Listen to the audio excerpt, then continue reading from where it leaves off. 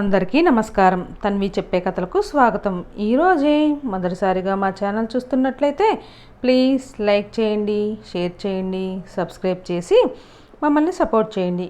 వినాయక చవితి భారతీయ పండుగల్లో అతి ముఖ్యమైనది. పార్వతీ పరమేశ్వరుల కుమారుడైన వినాయకుడు పుట్టినరోజునే వినాయక చవితిగా మనం జరుపుకుంటాం. భాద్రపద మాసం శుక్ల చతుర్థి మధ్యాహ్న శుభ సమయంలో హస్త నక్షత్రం రోజున చవితి ఉత్సవాలు ప్రారంభమవుతాయి. మరి ఎంతో పవిత్రమైన విశేషమైన వినాయక చవితిలోగా ఈ కథ విన్నా, చదివినా, చెప్పినా, వినిపించిన సకల శుభాలు కలుగుతాయి. జన్మల దోషాలు తొలగి కోటి జన్మల పుణ్యం వస్తుంది.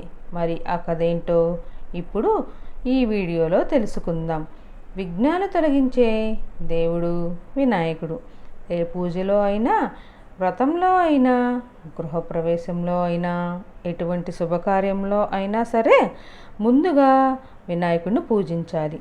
ఆయన్ని పూజిస్తేనే ఆ పూజ, ఆ వ్రతం మనకి సంపూర్ణం అవుతుంది. తొలి పూజలు అందుకొని ఆ మహాగణపతికి నమస్కారం చేస్తూ ఎంతో విశిష్టమైన ఆ వినాయకుడికి సంబంధించిన ఒక విశేషమైన కథను ఇప్పుడు తెలుసుకుందాం. అదే విఘ్నేశ్వరుడి మహాశిల్పం కథ. ఎవరైతే ఈ కథను వింటారో లేక చదువుతారో వారి జన్మల పాపాలు తొలగి కోటి జన్మల పుణ్యం వస్తుంది. ప్రతి పనిలోనూ విజయం కలుగుతుంది. మరి ఆ కథ ఏంటో ఇప్పుడు ఈ వీడియోలో తెలుసుకుందాం. పూర్వం వాతాపి నగరం మధ్యలో ఉన్న మహాశిల విఘ్నేశ్వర శిల్పగా రూపొందాలి అనే కోరిక అగస్త్య మహర్షికి మిగిలిపోయింది. అగస్త్య మహర్షి యొక్క భార్య లోపాముద్ర చిత్రకళ ప్రావీణ్యురాలు. ఆమె అక్కడికి వచ్చి మహాశిలను పరిశీలించి అది ఏ విధంగా రూపొందాలో అలాంటి విఘ్నేశ్వరుడి రూపారేఖ చిత్రాన్ని తయారు చేసింది. రేఖాచిత్రం అయితే తయారైంది, కానీ ఆ ప్రకారం మహాశిలని మలచగల శిల్పులు, శిల్పాచార్యులు ఎంత ప్రయత్నించినా లభించలేదు. దీనితో అగస్త్యుడు ఎంతో బాధతో మహాశిల ఎదురుగా కూర్చొని చిత్రాన్ని, శిలను పదే పదే చూసుకుంటూ కాలం వెళ్ళదీస్తున్నాడు. వచ్చిన శిల్పాచార్యులందరూ చిత్రాన్ని చూసి ఇలాంటి శిల్పాన్ని మలచడం దేవశిల్పి విశ్వకర్మకు, దానవశిల్పి యముడికే తప్ప ఇతరులకు సాధ్యం కాదు అంటూ వెనక్కి జంకారు. శిల్పులు ఉలుల్ని మహాశిల మీద పరీక్షించి ఇది వజ్రపాషాణం, దీన్ని చెక్కడానికి మామూలు ఉలులు పనికిరావు, వజ్రపు ఉలులు కావాలి, దేవతలు వచ్చి చెక్కి తీరాల్సిందే కానీ అని మానవ మాతృలతో ఈ పని కాదు అంటూ తెలియజేశారు. ఆ సమయంలో దేవశిల్పి విశ్వకర్మ భార్య విష్ణు మానసపుత్రిక అయిన విశ్వకళ అలిగి పుట్టింటికి చేరుకుంది. దీంతో విశ్వకర్మ మతిస్థిమితం లేకుండా పోగొట్టుకున్నాడు. దానవశిల్పి యముడు అతని భార్య అయిన హేమ తిరిగి దేవలోకానికి వెళ్ళిపోగా పిచ్చివాడై జాడ లేకుండా ఎక్కడ తిరుగుతున్నాడో కాబట్టి విశ్వకర్మను ఏమని పిలుద్దాము అన్న వారి స్థితి అంత అధ్వానంగా ఉంది.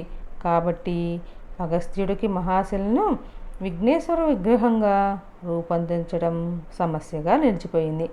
నిద్రాహారాలు మాని అతను శిలకి ఎదురుగా కూర్చొని విఘ్నేశ్వరుని ధ్యానిస్తూ గణపతి, నా కోరిక కోరికలాగే ఉండిపోయింది అంటూ తన బాధను వ్యక్తపరిచాడు. ఒకరోజు ఊపుకుంటూ బాలప్రాయం వాడు అటుగా వస్తున్నాడు. అతని చేతిలో ఏదో ఉలి లాంటిది కనిపిస్తుంది. ఆ బాలుడు కండలు తీరి ఉన్నాడు, అయితే శిల్పిలాగా కనిపించాడు. అగస్త్యుడు ఆశగా అతని చేతిలో ఏముందో అని పరీక్షించి చూడగా అది ఏనుగు దంతం. కొనక్క అది పిడితో బిగించినట్టుగా ఉండడం చూసి అగస్త్యుడు ఆశ్చర్యపోయాడు. ఇక బాలశిల్పి అగస్త్యుని సమీపించి ఏమిటో మహాశైల వారు మహాశిల ముందు మంతనాలు ఆడుతూ కూర్చున్నారు, ఏమైనా పని దొరుకుతుందేమో అని ఇలా తిరుగుతున్నాను అన్నాడు. అతని మాటలు మధురంగా అగస్త్యుడిని పారవస్యాన్ని కలిగించాయి. ఇక అగస్త్యుల వారు ఇలా పలికించారు: చిరంజీవి, ఈ మహాశలను గణపతి దేవుడి విగ్రహంగా చూడాలని ఎన్నో రోజుల నుంచి ఊళ్ళూరుతున్నాను అంటూ తన దగ్గర ఉన్న రేఖాచిత్రాన్ని శిల్పికి చూపించి, ఇంతకి నువ్వు ఎవరు, ఏం పని చేస్తావు అని అడిగాడు. అప్పుడు దానికి ఆ బాలుడు ఇలా సమాధానం చెప్పాడు: నేను చేసే పనుల్లో మొదటిది పుష్టిగా తినడం, రెండోది తర్వాత శిల్పం చెక్కడం, నన్ను బాలశిల్పాచార్యుడు అని పిలుస్తూ ఉంటారు అని తన బాలశిల్పి తెలియచేశాడు. అగస్త్యుడికి అతని మాటల తీరు, మేలు పులకరించేలా ఉండి నువ్వు పట్టించాయి. ఆయన్ని సందేహంగా చూస్తూ, మహాశినో, మహానుభావ, మహాశిల్పంగా రూపొందించే మహాశిల్పి కోసం పడిగాపులు కాస్తున్నాను. నీవేమో శిల్పినే అంటున్నావు, కానీ బాలశిల్పివి. ఈ శిల బ్రహ్మాండమైనది, మహోన్నతమైనది, నీవేమో పొట్టివాడివి. అలాంటప్పుడు మహాశిల్పాన్ని నీవు మలచగలవా అని అగస్త్యుడు పలికాడు. ఆ మాటలకు బాలశిల్పి నవ్వి ఇలా అన్నాడు: నేను బాలశిల్పినే అయినంత మాత్రాన నా శిల్పం మహాశిల్పం కాదని మీరు అనుకోవద్దు. మహా అని అన్నంత మాత్రాన గొప్పేమీ కాదు. నా ఉలికి అన్నీ సాధ్యం కానిది ఏదీ లేదు అంటూ ఉలిని తీసి చూపించాడు. అది దగదగ మెరుపులు విరజిమ్మిస్తుంది. అగస్త్యుడు చూస్తూ ఉండగా బాలశిల్పి మహాశిల మీదకు ఉలిని విసిరాడు. ఉలిమొన తాకిడితో పెద్ద మెరుపు కాంతి, ఉరిమిన శబ్దము బయటికి వచ్చాయి. అక్కడ శిలకు ఒక రంధ్రం ఏర్పడింది. అది నాభిస్థానం. మూర్తి శిల్పానికి నాభిస్థానం చాలా ముఖ్యమైనది. అందున లంబోదరుడి నాభిస్థానం, వినాయకుడి నాభి లంబోదరంతో శిల్పం ప్రారంభమైందనమాట అని బాలశిల్పి ఇలా అన్నాడు. రాతి నుండి లంబోదర లక్ష్మీకర అంటూ మాలవరాగంగా సన్నగా పాట అగస్త్యుడికి వినిపించింది. ఇది అయస్కాంతం రాయి. చెక్కుతున్నప్పుడు ప్రచండమైన విద్యుత్ వెలువడుతుంది కనుక శిల్పను చెక్కడం పూర్తయ్యే వరకు ఈ చుట్టుపక్కల ప్రజలను ఉండనివ్వకూడదు. ధ్వనులు కూడా వినిపిస్తాయి. నగరవాసులు భయపడి కంగారు పడవలసిన అవసరం లేదు. కాబట్టి ఓ మహర్షి, ఇక నువ్వు వెళ్ళవచ్చు. వెళ్ళి నిశ్చింతగా నిద్రపోయి తెల్లవారుజాముకి ఇక్కడికి రావచ్చు. అప్పటికి శిల్పం పూర్తవుతుంది అని చెప్పాడు. బాలశిల్పి దానికి అగస్త్యుల వారు ఆశ్చర్యపడ్డారే కానీ అంతకు మించి మరేమీ అతనికి తోచలేదు. అతని బుద్ధి ఏదో నిద్రలో పడ్డట్టుగా ఉంది. అప్పుడు అగస్త్యుల వారు కొంచెం తేరుకొని రేఖాచిత్రపటాన్ని తీసి బాలశిల్పికి ఇవ్వబోతూ ఉంటే దానికి బాలశిల్పి ఇలా అంటున్నాడు: ఇదివరకే చూపించావు కదా, ఒకసారి చూస్తే చాలు. పదే పదే చూసుకుంటూ చెక్కే రకం ఈ బాలశిల్పి కాదు. ఒక ఆటలాగా చెక్కుకునే రకం. అంతా అయ్యాక చిత్రం గీసిన వారిని వచ్చి చూసుకోమను. సరిగ్గా ఉందో లేదో, చిత్రానికి ఎంత ఇచ్చావో ఏమో, కానీ నాకు మాత్రం ప్రతిఫలం ఎంత ముట్ట చెబుతావో చూడాలి అని చిలిపిగా అన్నాడు. అతని చివరి మాటలు అగస్త్యునికి దిగులు పుట్టించాయి. తన వద్ద లోపాముద్ర కోరిక మేరకు ఉంచిన ధనం తప్పితే తన అధీనంలో ఇంకేమీ లేదు. అంతా పంచిపెట్టేశాడు. శిల్పికి పారితోషికంగా ఆ కొద్దిపాటి ధనం ఇచ్చివేయక తప్పదు. లోపాముద్రకు ఏం చెప్పను ఇలా అనుకుంటూ అగస్త్యులు వెళ్ళేసరికి లోపాముద్రం తేజోవంతంగా దీపంలా వెలిగిపోతూ ఉంది. ఏమిటి సంగతి అన్నట్లు భార్య వంక చూశాడు. అగస్త్యుల వారు నన్ను మన్నించాలి. ఋషిపత్ని అయిన ధర్మవని నాకు ముందర నుంచి తెలుసు. నగలు, మంచి బట్టలు కావాలని ధనం సేకరించుకురమ్మని నేను ఎందుకు అన్నానో నాకే ఆశ్చర్యంగా ఉంది. ఇప్పుడు ఏదో ఒక మహత్కార్యం నెరవేరడానికి అనిర్వచమైన ఏదో శక్తి నా నోట ఈ మాటలు పలికించినట్లు తోస్తుంది. నాకు ఏ పట్టు చీరలు వద్దు, ఏ ధనము వద్దు, ఏ ఆభరణాలు వద్దు. నాలో తాత్కాలికంగా ప్రవేశించిన అజ్ఞానం ఇప్పుడిప్పుడే తొలగిపోతుంది అని పలికింది. ఆ మాటలు విన్న అగస్త్యుడు లోపల సంతోషించాడు. శిల్పి కుదిరాడు. శిల్పం తయారవుతున్నట్లే, తెల్లారేసరికి పూర్తవుతుందట అన్నాడు. దానికి ఋషి భార్య లోపాముద్ర ఇలా పలికింది. ఏమిటి, తెల్లవారేసరికి ఆ మహాశిల్పి శిల్పం తయారు చేస్తాడా? మానవుడా దేవుడా అన్నది. దానికి అగస్త్యుల వారు ఇలా పలికారు. మానవ మాతుడే, బాలుడు కూడా.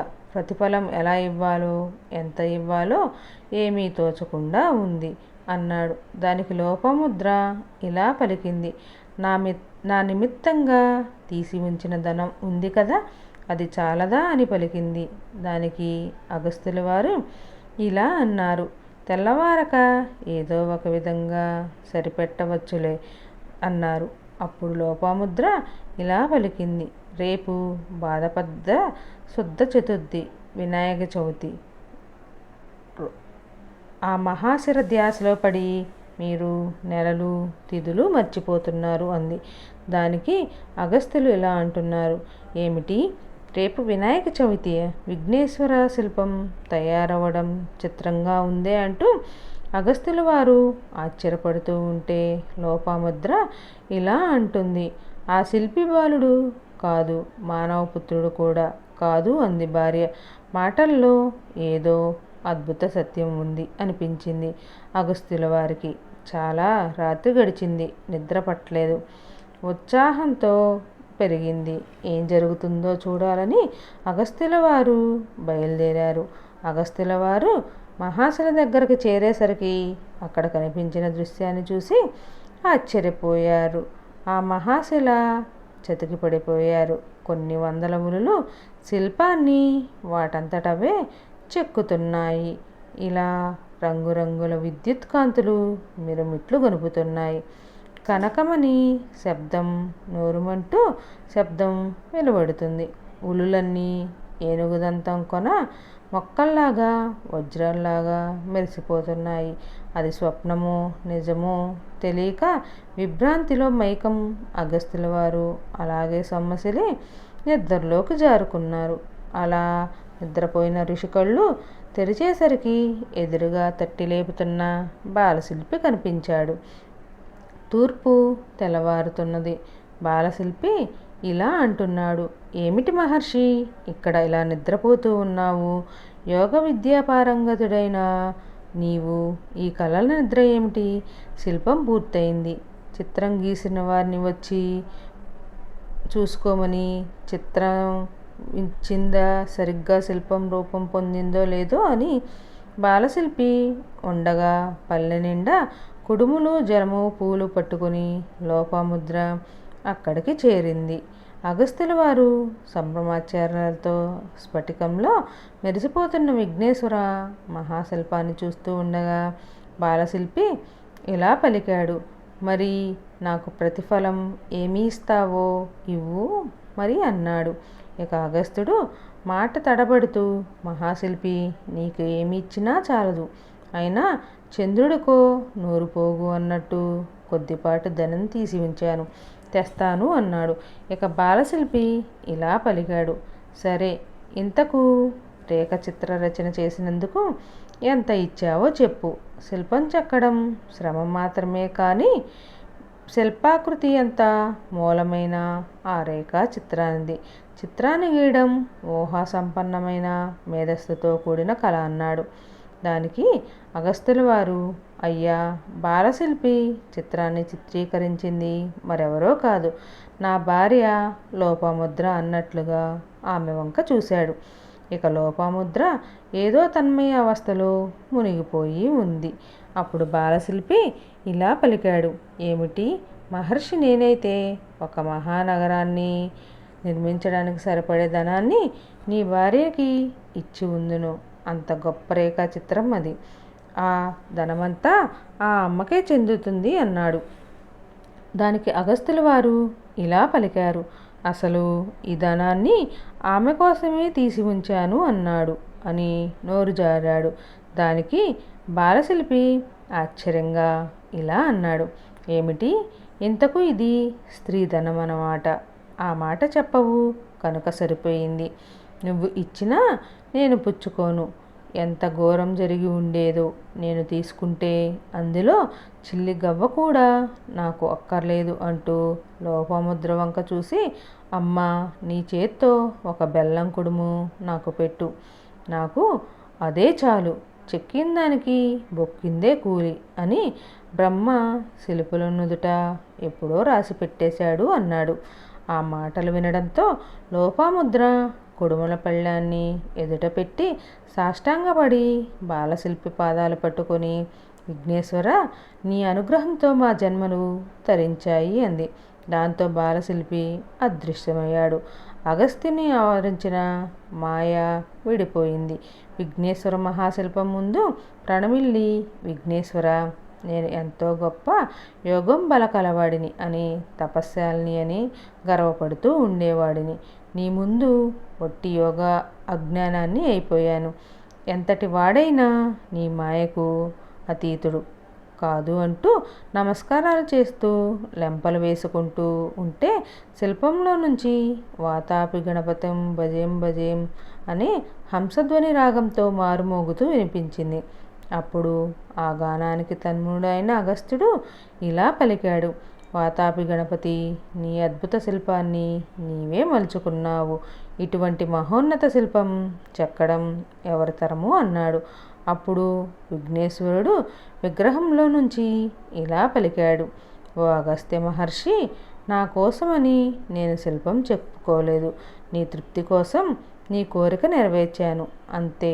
అందువల్ల ఈ మహాశిల్పం కొంతకాలం మాత్రమే ఉంటుంది. అటు తర్వాత అదృశ్యం అవుతుంది. ద్వాపరంలో ధర్మరాజు అశ్వమేధ యాగం సందర్భంలో ఇదే స్థానంలో మరొక పెద్ద విగ్రహాన్ని ప్రతిష్ఠింప చేస్తాడు అంటూ విఘ్నేశ్వరుడి మాటలు వినిపించాయి. ఇక అగస్త్యుడు శిల్పానికి నమస్కారం చేసి పూజలు చేశాడు కాబట్టి ఎవరైతే ఈ కథను వింటారో లేక చెప్తారో వారి జన్మల పాపాలు తొలగిపోయి కోటి జన్మల పుణ్యం, మహాపుణ్యం వస్తుంది. హిందూ సాంప్రదాయంలో ఏ శుభకార్యాలు చేయాలన్నా ముందు గణనాథుణ్ణి పూజించిన తర్వాతే మిగతా కార్యక్రమం మొదలుపెట్టాలి. ఏ పూజ కానీ, వ్రతం కానీ, ఏ శుభకార్యం కానీ ప్రారంభించే ముందు పసుపు విఘ్నేశ్వరుని పూజించాలి. ఒకసారి సూత మహాముని సౌనకాది మహామునులకు విఘ్నేశ్వరుని కథను ఇలా చెప్పసాగాడు. పూర్వం గజరూపం కల రాక్షసుడు ఒకడు పరమశివుని కొరకు ఘోరమైన తపస్సు చేశాడు. అతని తపస్సుకు మెచ్చి భక్త సులువు అయిన పరమేశ్వరుడు ప్రత్యక్షమై, భక్త, నీ కోరిక ఏమి అని అడగగా ఆ రాక్షసుడు, స్వామి, నీవు ఎల్లప్పుడూ నా ఉదరమందే నివసించాలి అని కోరాడు. శివుడు అతని కోరికను మన్నించి గజాసురుని కడుపులో ప్రవేశించి అక్కడే నివసించసాగాడు.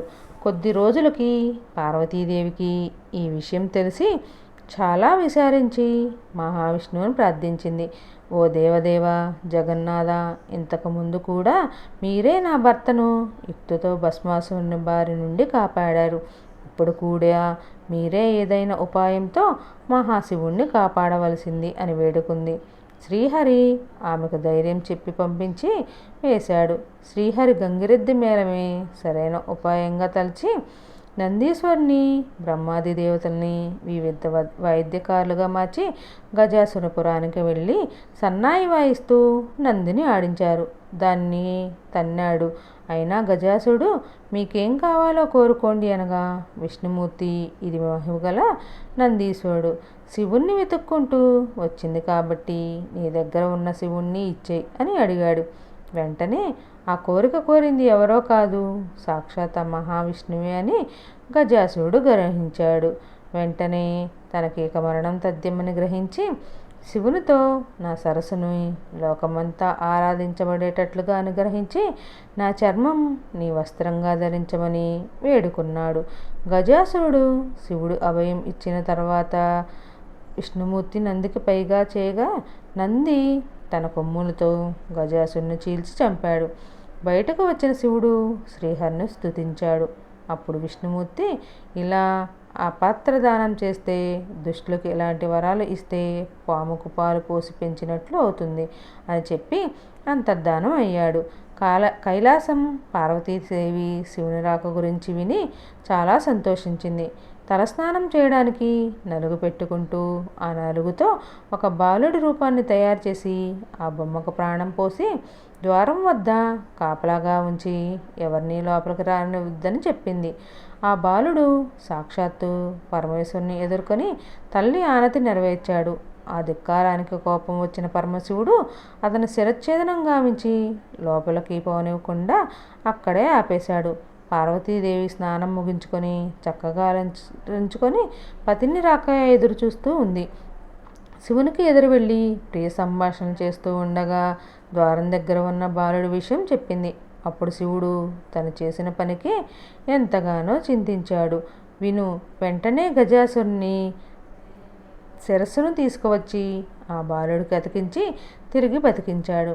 అందువల్ల గజాసురుడు అనే పేరు పొందాడు. విఘ్నేశ్వరుడు అతని వాహనం, అనింద్యుడు అనే ఎలుక. గజాననుడు తల్లిదండ్రులను భక్తి శ్రద్ధలతో కొలిచేవాడు.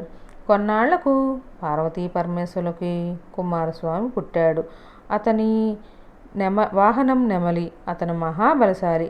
ఒక్కో రోజు దేవతలు, మునులు పరమేశ్వరుని దగ్గరికి వెళ్ళి మాకు ఏ పని చేసినా విఘ్నం రాకుండా ఉండడానికి వీలుగా ఒక దేవుణ్ణి కనికరించమని కోరారు.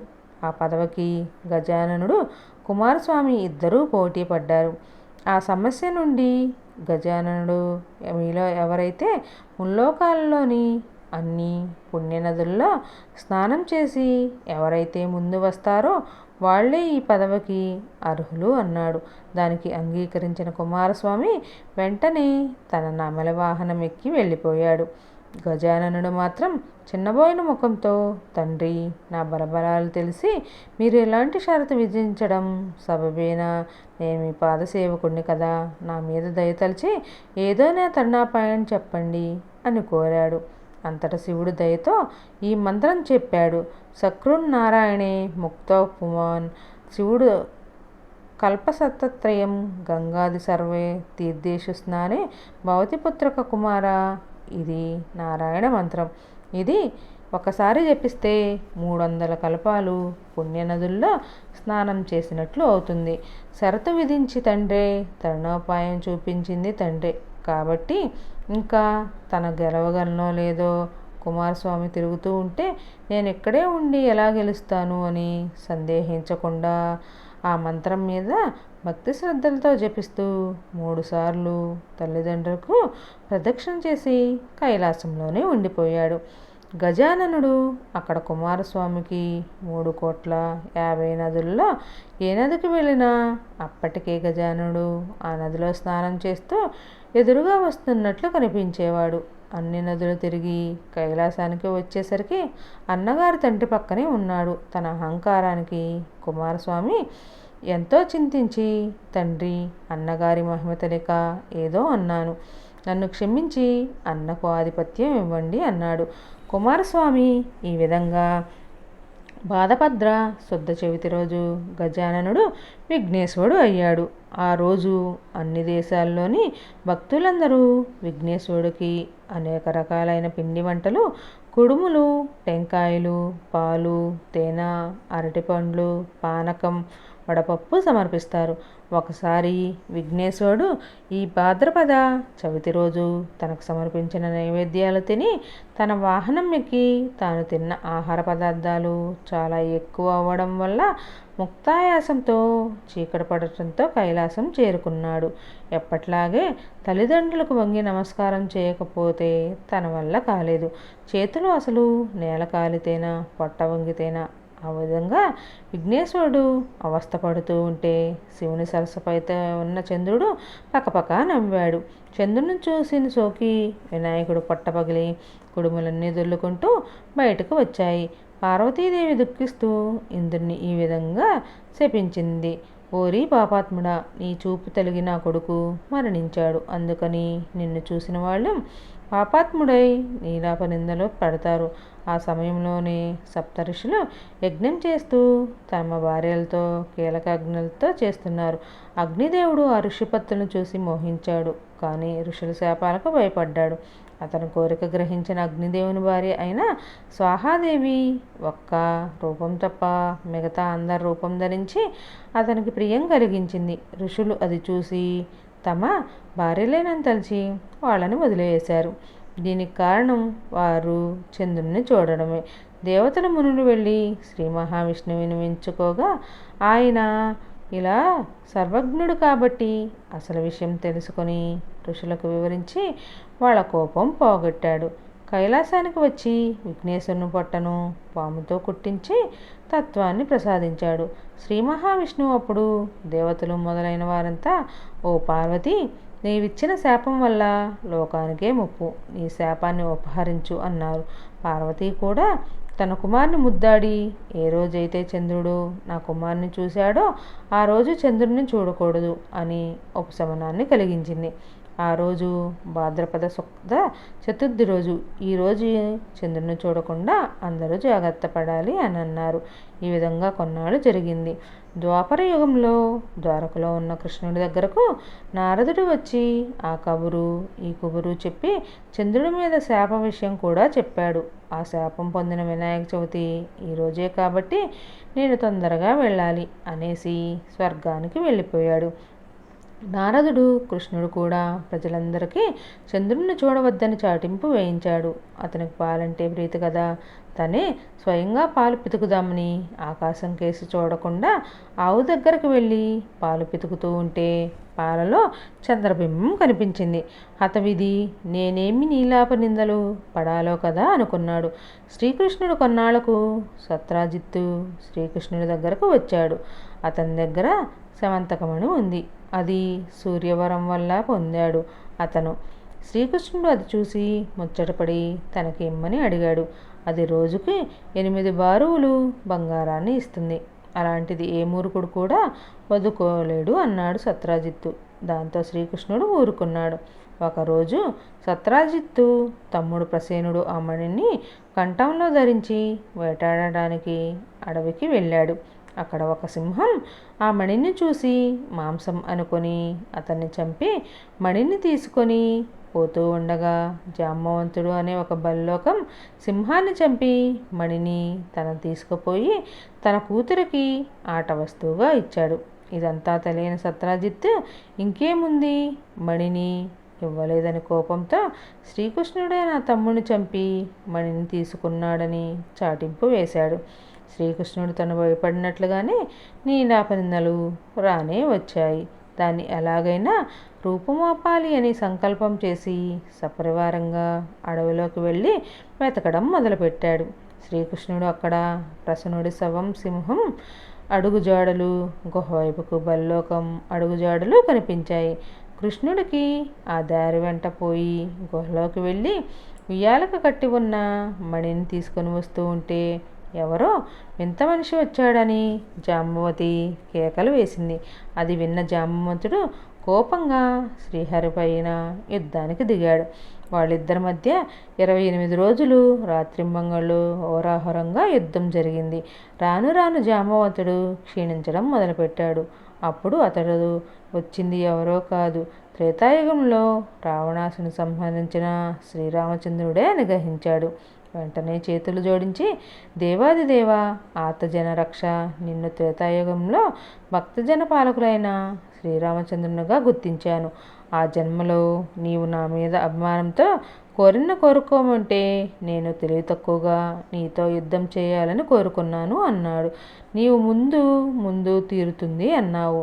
అప్పటి నుంచి నీ నామస్మరణ చేస్తూ నీ కోసం ఎన్నో యుగాలుగా ఎదురు చూస్తున్నాను. నా ఇంటికి వచ్చి నా కోరిక నెరవేర్చావు.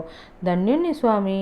నాలో శక్తి క్షీణిస్తుంది, జీవితేచ్ఛ నశిస్తుంది. నా అపచారం మంచి నుంచి నన్ను కాపాడు, నీవే తప్ప ఇతరులని నేను ఎరగను అని పరిపరి విధాల ప్రార్థించాడు జాంబవంతుడు.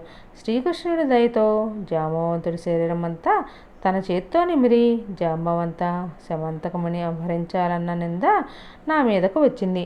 దాన్ని రూపుమాపడానికే వచ్చాను. నువ్వు ఆ మణిని ఇస్తే నేను వెళ్ళి వస్తాను అన్నాడు. జాంబవంతుడు సంతోషంగా మణిని తన కూతురైన జాంబవతిని కూడా కానుగ్గా ఇచ్చాడు.